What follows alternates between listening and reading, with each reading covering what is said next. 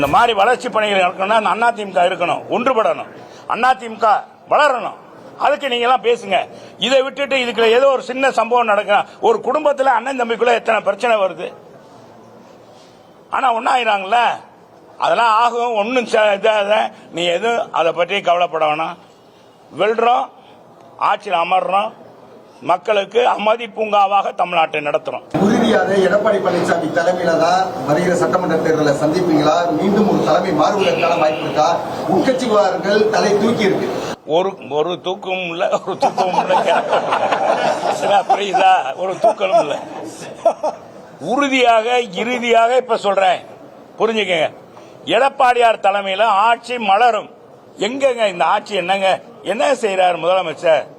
நான் சொன்னார் சர்வதியாக மாறுவேன், சாட்டையை எடுப்பேன்னாரு.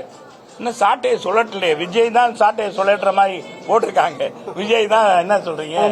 நமது கழகமா, நமது வெற்றி கழகமா? தமிழக வெற்றி கழகம். சரிங்க.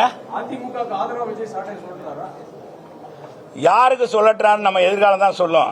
இப்ப நான் என்ன சொல்றேன், நம்ம முதலமைச்சர் 3 வருஷத்துக்கு முதல் நாள் சொன்னாரு, நான் யாராக இருந்தாலும் என் கட்சிக்காரர்கள் நிர்வாகியா இருந்தாலும் சாட்டையை சுழற்றுவேன்னு சொன்னார்.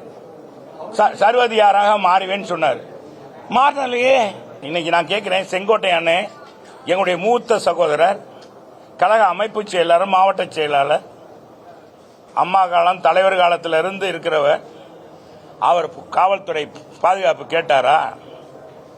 இன்னைக்கு ஆயிரக்கணக்கான போலீஸை கொண்டாந்து நிப்பாட்டி இருக்காங்க. என்னத்துக்கு? இதெல்லாம் என்ன பாருங்க. இந்த ஆட்சி எப்படியெல்லாம் எங்க காவல்துறை பாதுகாப்பு கொடுக்கணுமோ அங்க கொடுக்கல. பாலியல் வன்கொடுமை நடக்குது, எல்லாம் நடக்குது, அங்க கொடுக்கல. சட்ட ஒழுங்குக்கு பாதுகாப்பு கொடுக்கல.